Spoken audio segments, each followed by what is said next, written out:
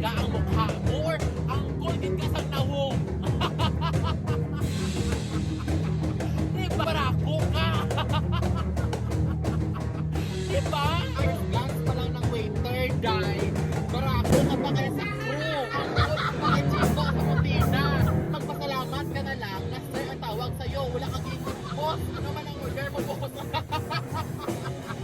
Inday, naiintindihan ko naman kung sino may tawag sa tamang pronoun na gusto namin tawag sa mga sarili natin. Hindi naman natin sarili kung mga tao. Kung namin tawagin tayo, miss, Yes, sa sir. first glance pa lang nila sa atin, Yes, sir. mukha tayong head ng NPA. Yes, sir. Tapos ano gina-expect Yes, sir. mo? Ha? Gina-expect mo na lahat ng mga tao sa palibot mo, responsibilidad nila na pag-aralan ang pronoun mo? Yung mag-demand ka ng karapatan na respetuhin ka at i-acknowledge ka ng mga tao sa palibot mo, maiintindihan ko yan dahil karapatan mo yan, deserve mo yan. Pero yung mag-demand ka na iba responsibilidad mo sa mga tao sa palibot mo na pag-aralan nilang LGBT kay LGBT ka. Yes, sir. Nasaan ang utak mo? Yes, Ano sir. ka? Hindi ka pwede na mag-demand na Yes, kung gaano sir. kalawak yung alam mo about sa LGBT Yes, at sir. sa mga pronoun na yan. Lahat ng mga tao sa palibot mo, dapat gano'n din kalawak ang alam nila sa LGBT. Ikaw normal na alam mo lahat kasi LGBT ka. Pero yung mga straight na mga tao sa palibot mo, ano gina-expect mo na may alam sila about sa LGBT? Ano pakialam nila? Ikaw na LGBT, normal lang talaga na pag-aralan mo about sa LGBT, everything about LGBT, about sa pronoun na yan. Kasi LGBT ka, makarelate ka. Pero wag mo yan i-expect sa mga tao sa palibot mo na hindi LGBT dahil wala silang pakialam. Bilang isang LGBT, masakit man na isipin yan, pero yan ang realidad. Normal na normal sa isang tao talaga na hindi niya pakikialaman at hindi niya pag-aaralan ang mga bagay na hindi siya makarelate. Ang mga bagay na wala siya pakialam at walang silbi sa buhay niya. Ikaw bilang isang LGBT, alam mo ba kung ano ang tamang tawag at alam mo ba kung ano ang dapat gagawin kung mag-menstruation ng isang babae? Di ba hindi? Wala kang pakialam na pag-aralan ang mga bagay na yan kasi nga hindi ka makarelate. The same goes sa mga straight na mga tao sa palibot natin. Wala silang pakialam na pag-aralan ng LGBT kasi nga hindi sila LGBT at hindi sila makarelate sa mga bagay-bagay na yan. Masakit man at hindi pabor sa atin ng mga LGBT pero wala tayong mga gawa kasi yan ang realidad. Ngayon, kung may mga tao na tinatawag tayo na sir kahit miss ang gusto natin, pag tinatawag tayo sa maling pronoun na gusto natin itawag sa mga sarili natin, normal at napaka-okay lang talaga na pagsabihan sila. Pero yung pag-aralan mo sila ng 2 hours, 2 hours talaga? Na ano ka? Presidente ka? Nga nagsuna-suna ka wala sa lugar ha? Nagsuna ka? Alam nyo halos sa mga LGBT, no? Akala nyo talaga umiikot ang mundo sa LGBT, no? Unahin pa ng crew na yan na pag-aralan ng LGBT na nag-struggle nga ang crew na yan kung paano siya makakain ng 3 beses sa isang araw. Tapos, pag-aralan niya pa ang LGBT. Kaka nga siguro wala katulong ang crew na yan na trabaho. Kasi unang iniisip niya, may nilalabay sa school.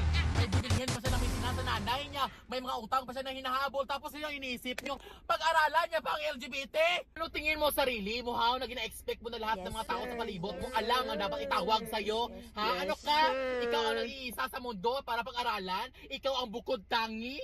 Diyos ka? Hindi nga lahat ng mga tao sa buong mundo kilala ko si Jesucristo Kristo, tapos ikaw gusto mo lahat ng mga kasalamuha mo kilala ka? Yes, Alam sir. nilang itawag Yes, sa'yo? sir. Tingnan naman Yes, sana sir. kung 16 ang Yes, hawak mo, sir. 1 meter ang buhok mo, babae ang mukha mo, kasi kahit hindi sila mag-effort, alam nila na miss ang itawag sa'yo, pero Diyos ko, daw endorser ka sa Kapi Barako eh. Nagbuhok-buhok ka pa na ganito na daw si Imelda Marcos. Come on! Kaya paalala sa lahat ng mga LGBT na katulad ko na gustong tawagin na miss pero ang itsura naton daw mga uncle. Oh, pag tinawag tayo na sir, i-inform lang sila nga lalaki ko itsura pero sir, miss ang gusto ko na itawag sa akin. Gano'n. Hindi na pag-aralan mo siya ng 2 hours. Grabe, assembly meeting ng tawag dyan. So guys, na grabe sila makorek sa ibang tao about LGBT. Pero pag nakatalikod na mga tao at kami-kami na lang, sila pa talaga ang grabe manlait sa kapwa namin LGBT.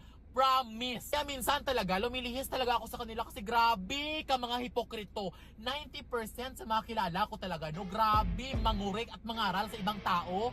Pero sila pa ang pinakahari mamaliit sa mga kapwa nila bakla. Tapos halos sa mga LGBT, tinatanong nila kung bakit sa tagal na pakikibaka natin, bakit hindi natin makamit itong respeto at pagtanggap sa atin ng mga LGBT. Sas! Alam ko ang sagot dyan, ako pa. Alam niyo kung bakit sa tagal-tagal natin nakikibaka, hindi natin ma-achieve itong respeto at pagtanggap sa atin ng mga LGBT. Kasi nga sa tunay na buhay, ang tunay na problema, hindi naman talaga sa ibang tao. Ang tunay na problema, sa loob mismo ng flag natin. Dahil ang mga tao na mahilig manlait, mamaliit, at mag-discriminate ng mga LGBT, ay kapwa din natin LGBT. Yan ang reality. Ang busy-busy natin ng mga LGBT, mangurek ng ibang tao about sa karapatan natin ng mga LGBT, pero nakalimutan natin ang realidad na ang mga tao naman talaga na dapat i-correct natin, mga kapwa natin LGBT. Ang tanong ko, saan tayo kuha ng kumpiyansa sa sarili natin na mag-demand tayo ng respeto sa ibang tao? Kung tayo nga ng LGBT, hindi natin respeto ang kapwa natin LGBT. Dami-dami kong kilala ng mga tao na grabe mag-advocate ng LGBT.